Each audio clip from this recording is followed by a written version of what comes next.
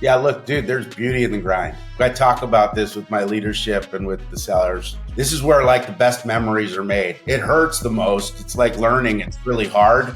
I mean, that's where the beauty, that's where like diamonds get made. And the people that you do that with early on in a startup, it's a special bond because you've gone through the fire together. You come in and you just start grinding. And the way that we look at it is from a value perspective is like, how can we get someone's interest enough to spend a few minutes with us? You know, we can hit on something that's really valuable to them.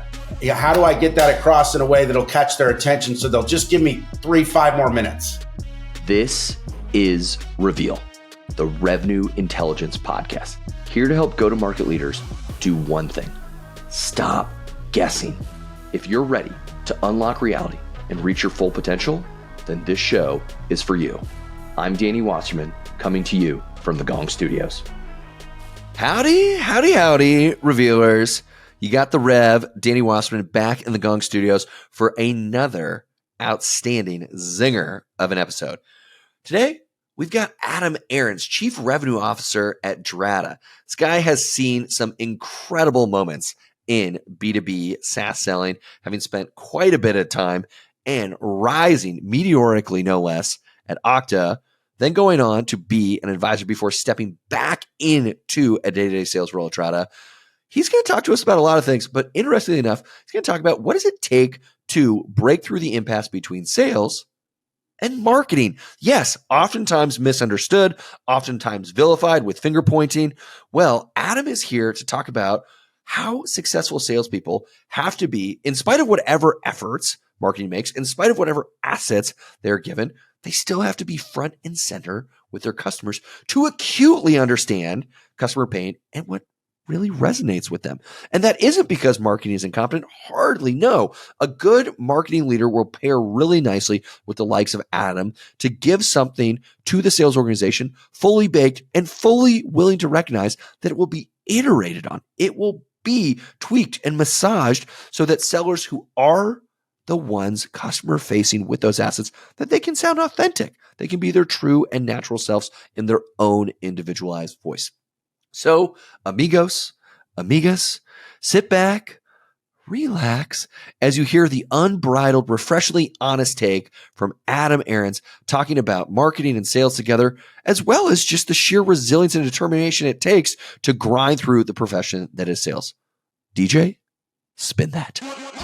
Ladies and gents of Reveal, welcome back to the Gong Studios. Today, joined by someone who has been in the room where if those walls could talk, I suspect any of us as listeners, as students of the game, would pay a king's ransom to study. Because when I tell you this individual has seen the history of sales shaped, I don't believe that that is an overstatement. Talking with us today is none other than Adam Aarons, currently CRO of Drata, but having had stints on the front lines as a seller, he's carried the bag, had an absolutely epic Hollywood finish, taking, you ready for this, Okta over the finish line for their 2017 IPO as their CRO, and has since gone on to advise, consult, but is now leading the next wave of what compliance technology can do for you at Drata.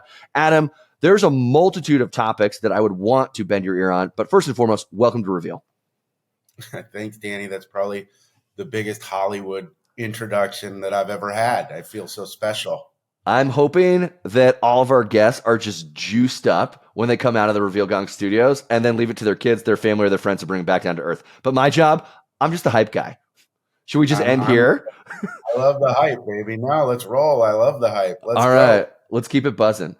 So a lot of questions that we could start with. The topic for today that I'm really interested about. So I listened to your interview with John McMahon. And for those who don't know John, obviously the Morpheus, the Wizard of Oz, the Oracle of Sales, went on to write The Qualified Sales Leader, oftentimes credited as being the godfather of Medic. You have a personal relationship with John.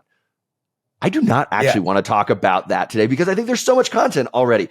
But I have to think that over the course of your time knowing John, just being your own CRO, you've learned not just how to effectively manage sales teams, but how to manage sales teams that partner really well with cross-functional teams. So for today, I want to unpack, if you'd allow us, how do you play simpatico with marketing?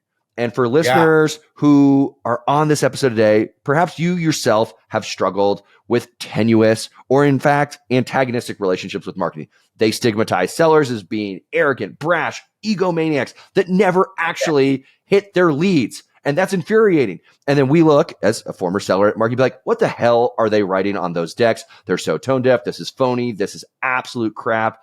Those stigmas exist, and I'm not legitimizing either of them. But in your time, you've achieved peace. You've brokered healthy partnerships. Let's talk about what it is that you did to overcome those stereotypes and perhaps preconceived notions. Yeah, I like it. Now I know that they exist. I don't think I've lived them much as a CRO. Yeah. But I know they're out there, and I pride myself on the marketing relationships that I've got and that the people I work with, they're awesome. Cool. So when you come in either at the genesis of a company, I mean, you were so early at Okta. I'm wondering, did you inherit a relationship that was already healthy? Did it even exist? Did you start it? We'd love to give our listeners kind of Adam's playbook for if you find yourself today in at times a less than stellar, less than ideal dynamic between sales and marketing, what can I do? Or if I'm going to build my own company, same is true. Yeah, look, I did. I came in Okta really early. I was like employee number 37 at the time, 55th all time, I think. So yeah, we were less than $1 million in revenue, and we were just figuring it out. Yeah. So Eric Berg, who ran marketing at that point, it was under product marketing. Then Eric went on to lead product marketing for Okta for a long time. We had to work together, like just to go figure it out. Like at those points of go to market, you're like, okay, we've got product market fit. What's our ICP look like? How are we going to price this thing, not just for now, but for the future? How do we take that, together to market and that messaging? And it's a struggle. Like it's a grind, especially early on for an early on CRO and head of marketing. And Eric had a great lieutenant in a guy named Ryan Carlson, who ended up being the CMO at Okta through just pure grit and grind. And we kind of came up together. It was my first CRO gig, and he became the CMO maybe 18 months after we started together. He came as the director of marketing and then got promoted. And in that time, we hired like 3 different heads of marketing that we went through in 18 months. Wow. And it was like, it was tumultuous, it was turbulent to say the least. Yeah. And I guess in the dynamics of whether you're a sales-led organization or a marketing-led organization, this whole buzz around PLG, talk to me in the success you've achieved. Where does the buck stop? Because it can be, I think, confusing if you attempt to be equally democratic, that someone has to have the nuclear vote. So walk us through the pecking order where, again, if we play up the stereotypes, oh, God, sales, you guys don't know your ass from your front. Leave the one-liners to us. Leave the decks to us. And you're like, this reeks of phoniness. Who ultimately has the swing vote to determine how you guys go to market? My guys are in the field. We're taking those decks and we're building them the way that we want to anyways. That might sound criminal, but it's just true. Like everybody's deck is a little bit different. And you can't homogenize it off the marketing message. And depending on, especially early on in a company, if you're in commercial or you're in enterprise, we're taking that message and then we're playing it out with our customers. And the best marketing leaders that I've worked with take a strong onus on listening to the customer and trying to figure out hey, don't go in a lab and write a book on how to go put together messaging. Go talk to your best customers. They're the best advocates. They'll even tell you where you can get the most value out of the product. They'll tell you how to price it because they want you to be successful. And so figuring that out, we'll do it on the field. It's really about what's that collaboration mechanism back into marketing, and then can we work together to refine it? But you see, who's got the nuclear vote? I don't know. At the executive table, really great CMOs are going to report to the CEO, and really great CROs are as well. And depending on your relationship, your experience, I don't think there should be a nuclear vote there. I think it's either we come to a peaceful conclusion and we move forward together. It can be violent to get there, but we come to a conclusion together and then we're rolling. That's it. We're going to roll together, and I'll go with it. Good, bad, or indifferent. What I tell the CEO and the CMO in that moment is you need to understand why. So give me the why so that I can walk out of this and I'll get my head around. I got to get behind it one way. If you can't give me the why, that can be an area where, and again, it's not nuclear opposites. I have to make a decision around am I getting confidence in the C-level room? Am I getting like the level of partnership that I need from not just the CMO, but the CEO and as a collective group? I appreciate the insight that you offered, which is CMOs can offer a very baked, a very ready to ship deck, but shouldn't hold on to it so tightly, so fiercely, so militantly. I think the word you used was so it's homogenized across the entire team, but should in fact celebrate the adaptations and the iterations that people on your team are naturally going to do, irrespective of whatever the mandate is. So I don't want to bastardize or distort the lesson, but if I hear it correctly, it's a really savvy marketing leader will get it as far as they can possibly take it. And inevitably, your team will still tug on it. It will be refined into what feels even more authentic, not just because marketing was off base, but because they have their own voice and they need to feel human. And that's going to have. Yeah, it's different by rep. Like I'll take the deck and I'll move slides around and say my head talking through that goes a different direction. And then, but you have tools like Gong where you can watch film. And so it's not like we get away with it. In the olden days, you would take decks and you'd go out into customers and it was just you and your manager, and then you'd come back with the feedback. Now there's game film all over the place to watch it. So it brings it more to the forefront faster. It's like, it's really just about having that partnership to say, hey, we need to iterate. We need to iterate regularly and quickly around messaging, especially in an early stage startup. Things change weekly. They change monthly, major changes. And so you just need to stay on top, and you need to have a good partnership. You've led teams in the era of game footage. You've led teams before we had all that insight and visibility. Talk to us a little bit about when we didn't have that empirical knowledge that something like revenue intelligence provides. How did you course correct? How did you pivot? Because you don't want to necessarily throw the baby out with the bathwater, but if you're not getting the signals you need instantaneously, when do you determine in conjunction with your marketing leaders when to scrap a plan versus when to double down and say, I'm on the front line. I'm in those accounts. I'm in those forecasts. When I hear there's big deals, I get in those deals. And I spent my life on an airplane. So I think in my prime, I was traveling 260 days plus a year. I was Marriott Platinum for life by the time I was 40. So and I was commuting from San Diego to San Francisco 5 days a week for Okta. And I still made platinum by the time I was 40. I was just on the road. So it wasn't just with direct reps. It was meeting with the leadership. And because as you scale as a leader, right, it's not, you got to be able to ratchet that up to the second, third line level and above. And the way that you do that is it's different, but it's still we live in a bubble as C-level leaders. And in order to get out of it, you got to get into the field. You've got to go experience it. In my opinion, I always say I can't be empathetic to your plight if I can't understand, see what's going on. So you arrive at Okta at its infancy, and you guys are at this point fairly convinced you have product market fit. But from the 6 years of you being there, obviously your ICP, or for folks that don't know that, that's the ideal customer profile. It evolves to achieve, when you rang the bell, the hundreds of millions of dollars in ARR that you were getting to. And then since then, it's obviously gone on to gross over $1 billion. You don't get to $1 billion on one ICP. So talk to us about, in the early stages versus as you evolve, how do you really zero in on this is who our buyers at this stage? And then as time evolves, how do you then tap marketing to bring in additional personas that you're going to want to target? Yeah, I think it's about who you are today and who you want to be tomorrow, right? It's like growing up, and it's knowing that there's going to be different phases of life that you're going to have to go through different teener years. But if you still have an idea, you have an ideal customer profile on who it is today. And I talk about having partnership and being able to iterate, because that can change like that. When you bring out, first you have a product, then your product has features, then those features become modules. Then those modules become suites, right? Yeah. You start to then extend the product, and you start to have different parts of your product that can serve different personas within your ICPs. And so how you talk to that, depending on there'll come different points in time where you'll say, are we selling to the same economic buyer? And then the question is, do you continue with the same sales team, or do you create two to go after them? But for us, my experience at Okta, and what the goal with Okta was, we had, less than 50 customers, and we were wanting to go to the enterprise. Most of them were small to medium cloud companies, and the idea was, hey, you're going to come in, and often like that's what you'll get as a leader. We want you to take us up market. We think we got the ice. Now we want to go attack it.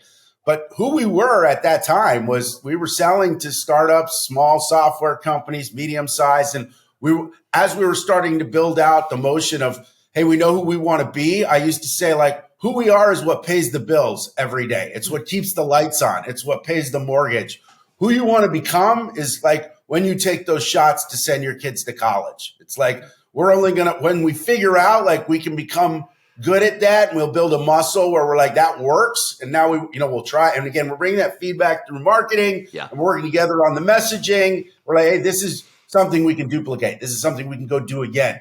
You start to realign your ICP if you have a good marketing leader. Operations, by the way, plays such a key role in the middle of all of this. So like if you're the quarterback or the wide receiver, this is the offensive coordinator that's sitting in, like, if operations isn't involved, just things don't happen. There's too much going on in the day job of marketing and of sales, and the cross coordination can get lost without great marketing partners and leadership. And so I think like when you look at that, you've got really good sales traction, and then you're seeing changes. You see signals in the noise. At Okta, we started with 0 to 100 employee companies. We called it emerging markets. Mm-hmm. We then had a commercial market, which was 100 to 1,000. And then enterprise was 1,000 and above. And this is employee sizes, right? That's where we started. And we had the bulk of our sellers in 0 to 100. And then as we got bigger, and by the way, these segmentations changed over time as we continued to see signals in the noise of the market. Yeah. And I'd be looking at that consistently with my operations partners, and then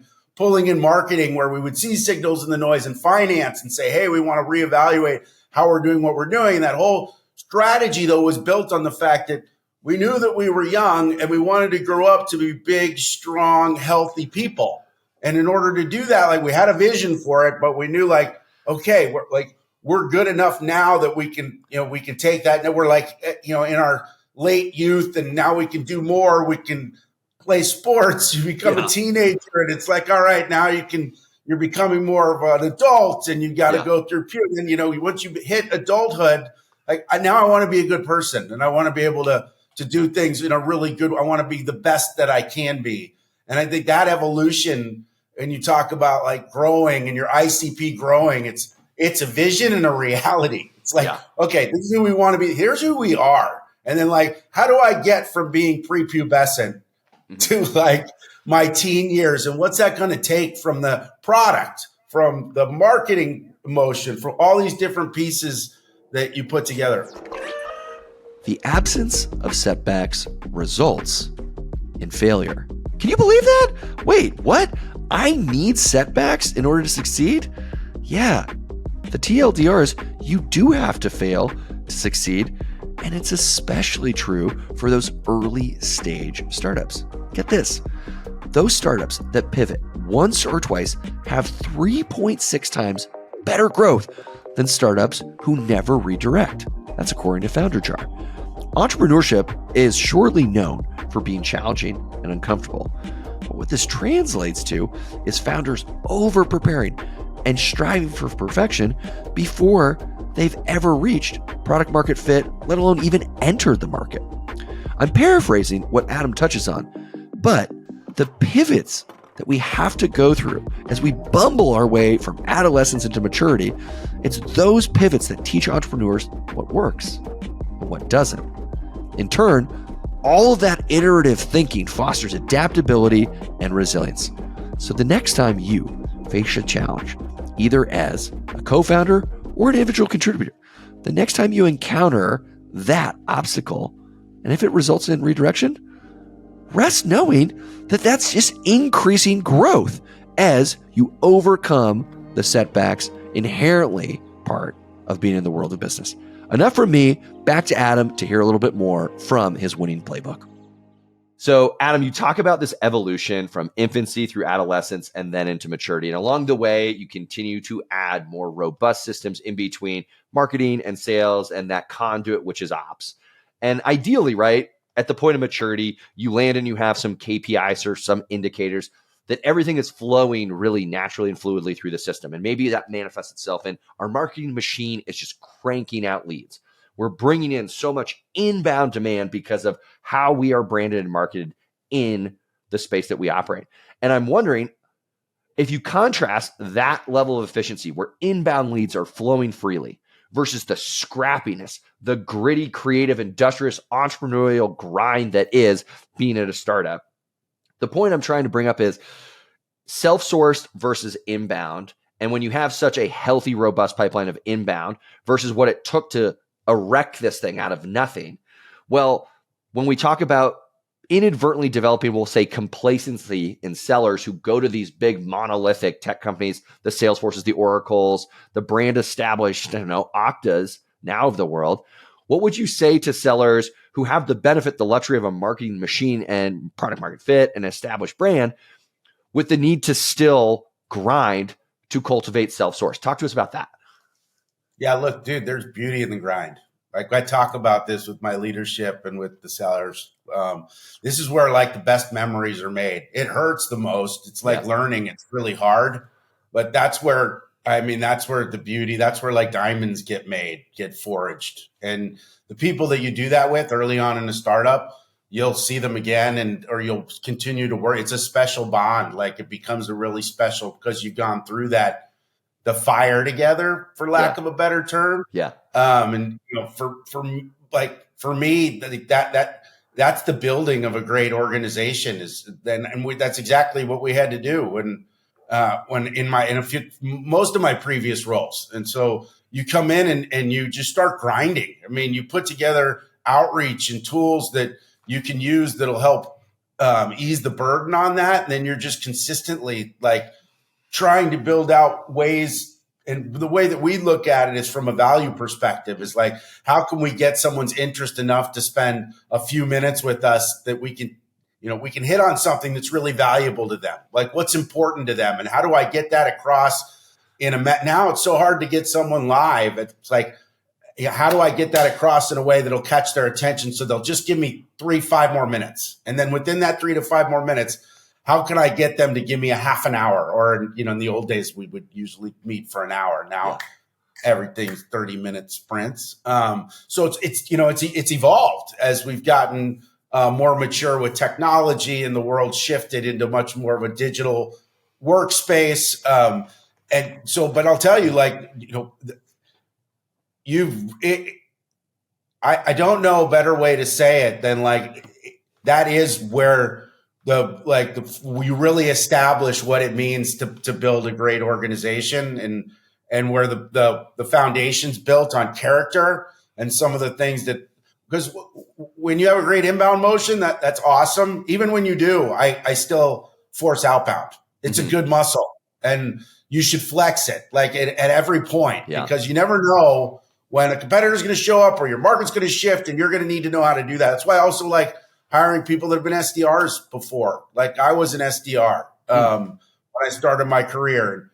I always knew that when the chips were down as a AE, I could go start banging the phone or figure out ways to generate my own leads. And so there's different techniques. There's a lot of different ways that you can do it. Just showing up was probably my biggest advantage and the thing that we use the most. As I'm a leader, like 50% of it is just showing up, figuring out a way to get there and show up.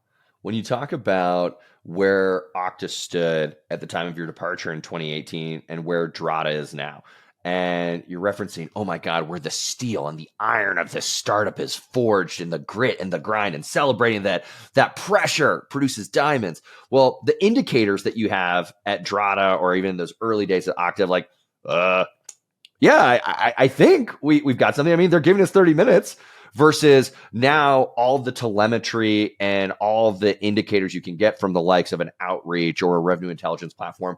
Walk us through what some of those KPIs are that give you the confidence at night, irrespective of where you are in that continuum from startup to established enterprise. What's telling you, hey, we're on the right track here? Do you have any KPIs or tools that give you that mission control cockpit?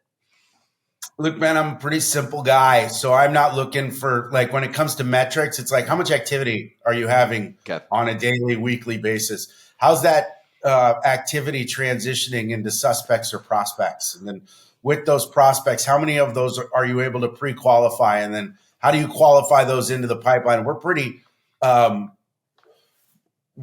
well thought through, or I've come from a pretty formal sales process. So if you can get a qualified deal into the sales process and run it through, you can usually qualify it at such a point where you can say, okay, what are my qualification rates to close? And if I can understand how much activity I have, how much I can get into the pipeline, the percentage of that pipe that I can bring to close, those are kind of my base KPIs on a daily, weekly basis with a rep as a frontline leader.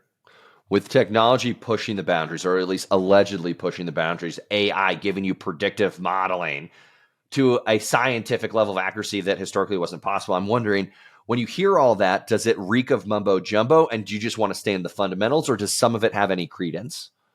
No, man, I learn every day in this job. I think AI is for real. It's legit. It's finally legit. It used to be like, I'd say we used to talk about the cloud this way 10 years ago. It's like, there's so much.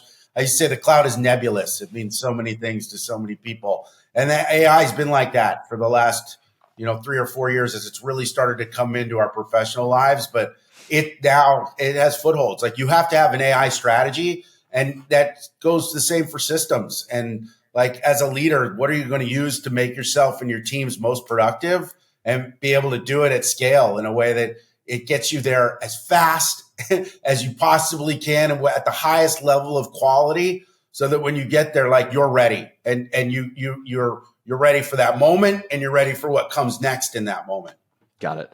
With all the complexity that comes with the equation of selling in 2023, you're bombarded with a lot of different distractions. Maybe AI is something that you have to now have a position on, and then you also have to have a position on PLG, and you have to have all of these different thoughts that are distracting you from what are these fundamental principles that have made you so consistently successful.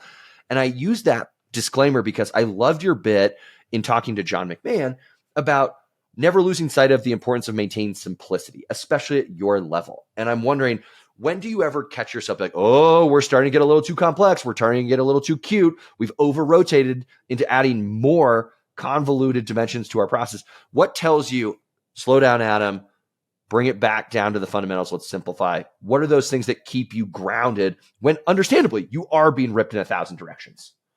Yeah, man, I go back now at this point, I go back to the things that I've done before, that I'll stop myself and say, okay, what would I do at this point before, and what worked and what didn't? Because in the early days, I was copycatting guys like John McMahon and other great leaders that I had worked for, and saying, look, I worked for us, right? So I knew the playbooks, and I'd run them on the floor, and I did them as a first line manager and then as a second line leader.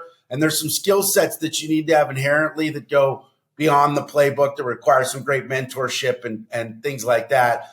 That help make you better. But like, for me, it was like, looking at the situation that I've been in, and looking at the great leaders that came before me, and then applying those thoughts to the things that I do now. And as I grow as a leader, like, I have to, like you just said it, like, I try to keep things simple. Like, it's great. I have a great partner that just joined Drata named Sydney Sloan. She's the CMO here.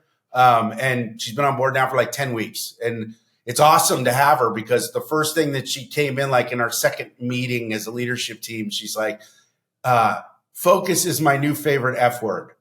And I was like, Sydney, that's freaking brilliant. Like, I was like, that is, and she's been saying it for a while, but when she walked in and said it, for me, like, with the company, you get so distracted. You can try to go do so many different things at one time, and you just become decent at them. It's like pulling it back into focus and what you can do really well, and going back to your front and saying, like, with all this AI, which, by the way, in the sales world isn't like, for me, the tools that I use, they're still like evolving. It's real, but it's nothing like blows my mind where I go, gosh, with that, I wouldn't have to be here, or I wouldn't have to have that person here.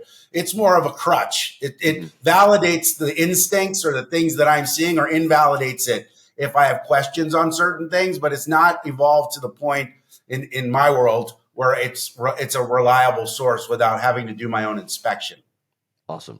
The Sydney line about focus being her new favorite F word is a fantastic segue into our next question and the last one. And it's this: we ask all of our guests on Reveal. And I think this is a perfect sort of door to open with you, which is, Adam, if you could describe sales in just one word, what would it be? We know that right now Sydney's focused in focus, but for you to encapsulate sales in one word, what would it be? Success. Say more.